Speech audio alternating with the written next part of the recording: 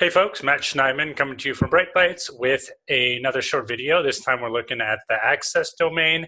As you can see, I am right-clicking and opening the access domain in a new tab just to streamline navigation. I always like keeping my dashboard open. First place I'm going to go is I'm going to go to trends just to see how things have changed.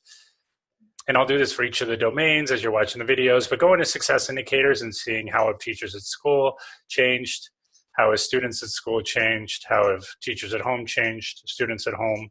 If I look at students at school, I click on the previous data point, I can see 1174, 1181 now, so some growth there. If I wanted to pick two of them, I can do that.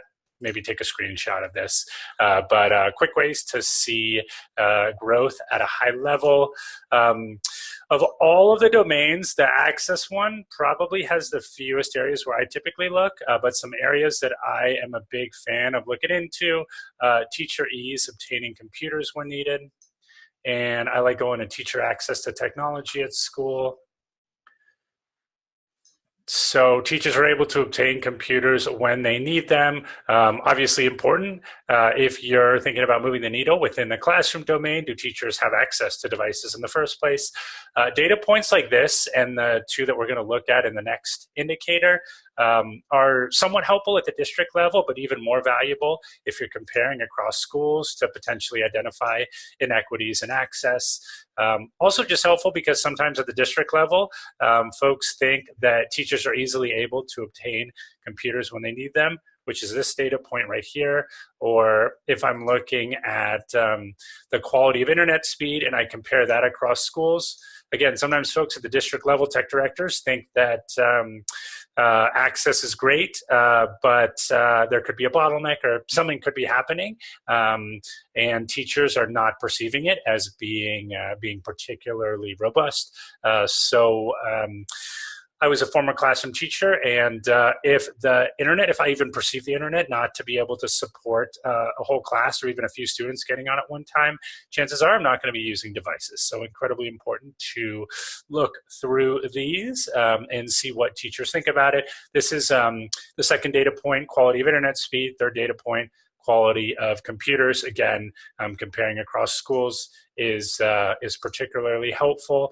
And one thing that you can do is you can take some of these off if you want to see what does excellent and above average look like, or if instead I want to see average, below average, and poor, and I can hit the I and it gives me my statistics, or I can save the chart as a PNG file and it'll download just what I am seeing. Right now, you can look at trends across data points. You can look, or you can share this with another colleague. They need to have access to the platform, and you can go to the insights layer to look at those actionable next steps. Some other areas that I will go to, if I go to students at school, maybe I'm going to look at the ratio of students to computers at school. And then I do want to highlight this one, student access to technology at school, because when you go in here, you're going to see the perceived quality of internet speed as reported by teachers. Yet this is a student data point. If I go here, I can see teachers report that the quality of computers, teachers report that the quality of internet speed. We had already looked at these two data points. They're going to be exactly the same right here. And the reason for that is that when we're looking at these specific data points, we want to focus on educational outcomes, and students might not always be focusing on that. So you could have a student who wants to watch an hour-long YouTube video or wants to download a long movie, and they're not able to do that on the school network. So maybe they'll report the quality of internet speed as being average or below average or even poor. When in reality, whatever it is that the teacher wants to do might be, the network might be able to support all of those activities. So this data point and this one, even though they are within the student domain, they are teacher-reported data points, focusing on educational outcomes. A couple other areas to look. I am going to skip over teachers at home and then look at student access to computers at home. This is another one you might want to take a look at, and then student access to internet and wireless at home. to see what this number looks like for folks looking to create more of a blended learning environment or flip the classroom, and they want students to be able to do things at home with devices.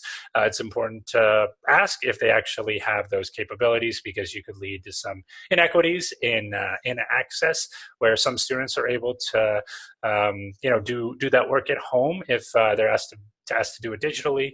Other students maybe not so much. So that's the access domain in a nutshell. Obviously, there are other data points there, and if you're interested in exploring those, I would highly recommend that. But those are some of the ones that I typically go to.